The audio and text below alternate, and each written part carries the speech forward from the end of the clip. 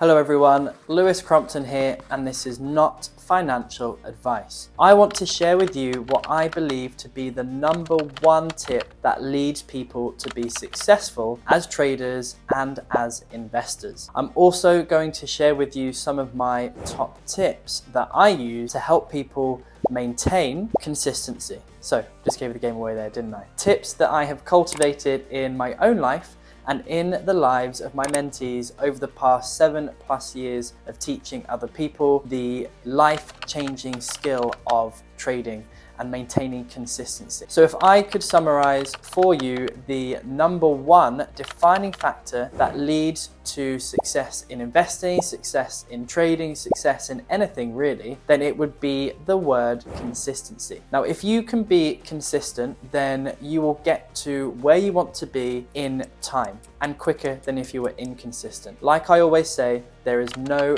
overnight success for investors. Now, I want to caveat that by saying that if you are consistently doing the wrong things, then actually what you're going to be doing is taking yourself further away and putting yourself in a worse off position rather than a better one. However, if you consistently do the right things, then it is only a matter of time before you achieve the results that you are looking for. Naturally, the question is, well, how can you identify what the right things are that you need to be doing? So let me ask you this question then, which will start to highlight and identify what it is you need to do if you want to become successful doing the right things. So is there people out there making money doing what you want to do? Are they successful basically in that thing? If they can be successful, can you be successful? Yes, you can. Success is not a miracle, it is a process, and all you need to do is learn that process, and shocker, you need to be consistent with that process as well in order to become successful. If then there are other people out there being successful at the thing that you want to master, whether that's trading, whether that's something else, then you need to find out what it is they have done or what it is they are doing in order to be successful. The best way to do that, get around them, spend time with them, even pay them for their knowledge, pay them for their time and for their skill set. It may sound crude to some of you to pay them for their time, but that's the way the world works, and those people probably value their time highly. You should value their time highly too. This is a pay-to-play environment. As you spend time with them, the right things to do will become crystal clear and more evident to you, and how you can apply them to your own life. So be consistent with those actions, those activities, and watch your success start to manifest before your very eyes. You have to find consistency in your daily habits. Now, I've been trading a style of trading which is swing trading, and a strategy I use is called a pullback trade since I started trading live over 9 years ago. It was the first strategy that my trading mentor taught me.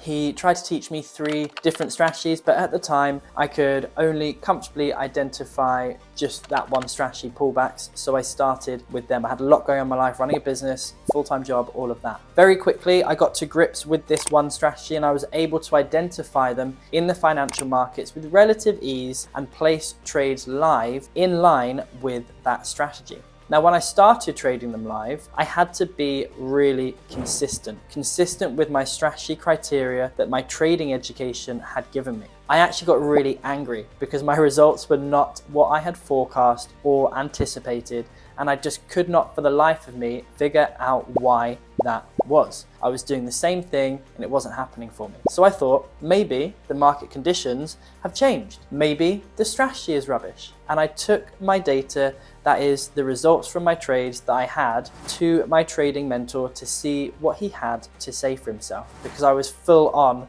blaming him for my lack of success. Interesting that. Now, he analyzed my data, he looked at the results in a way that I couldn't at that point. Obviously I can now, and that's how I help others. He started to run me through each trade step by step that I had taken. Now, some were good trades, and by that, in the star trading community, when we talk about good trades, what we classify as good is not a winner, but it's a trade where we have stuck to and applied our criteria successfully. Now, some of my trades did stick to the criteria, and others were missing a criteria check here and there, and sometimes even a couple of criteria had not been met whatsoever. I had actually failed to stay consistent with my own strategy criteria. Now, this is just one area in which you require being consistent. Consistency of approach. You want to be able to establish consistency in all that you do. In this scenario,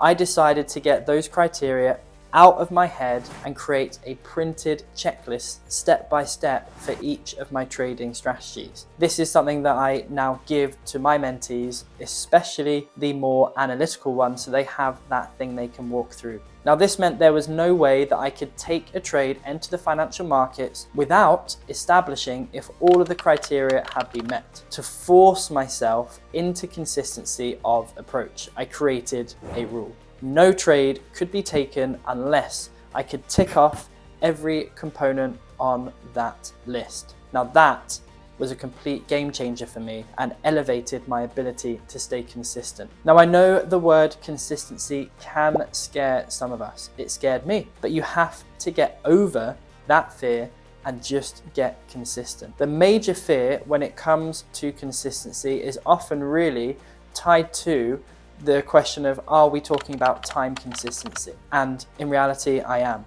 When it comes to trading specifically, that doesn't mean that you need to be at your trading screens for 12 hours per day, 8 hours per day, 4 hours per day to be a consistent trader. Being serious and learning to trade and becoming a successful trader does not mean that you have to be in front of a computer screen for hundreds of hours of screen time each and every single week or month. What it does mean is that if you only have 1 hour to trade per day, then you trade 1 hour per day, ideally the same time. If you only have 30 minutes per day, then you give 30 minutes per day. Now, we do have a lot of people in our training community who do shift patterns. So they have to be a little bit more flexible there. And any area of your life you're trying to make progress is going to require 5 out of 7 days of intentional time given to it. For example, if you're trying to learn a new language, 1 day a week is simply not enough. If you're trying to get into the best shape of your life, once per week is not enough. The consistent effort builds a momentum of results, but also a momentum of energy, a momentum of habit behind what you are doing. That energy actually makes it easier to continue as it builds up. What also makes it easier to continue is having others around you who are working towards the same goal. That is why I have a whole community of traders literally all around the world at this point, all supporting, encouraging, answering questions for each other to make their progress with trading more consistent, to help them stay consistent and to help them keep going. It builds that momentum. Now, that momentum led me to creating a trading process that now allows me to trade 5 different strategies across 30 different markets every single day in less than 30 minutes. One of my best yielding trades only takes me 10 minutes each month in order to actually trade it. Now, at the time of filming this video, the past 2 months on that one strategy alone has yielded me 8% profit of my total trading account. If you learn correctly, if you follow the right process, and if you get consistent, you can make these results a reality for you as well. If consistency is something that you struggle with, then figure out the ways to trick yourself, outsmart yourself into being consistent, just like I did with that physical criteria checklist. And if you really don't think you can do what it takes to become consistent, which is maybe actually just you saying you don't want that thing enough, then you're better off quitting now. Get off YouTube and live your best life doing something you actually enjoy if it ain't consistency. And if you want to learn more about how to do money better, how to make more of it in less time, then like this video, subscribe to the channel, and there's a link in the comments as well about how it is that you can get involved doing the type of thing that I did and my journey as well. There's a free ebook link for you there. My name is Lewis Crompton, and this is not financial advice.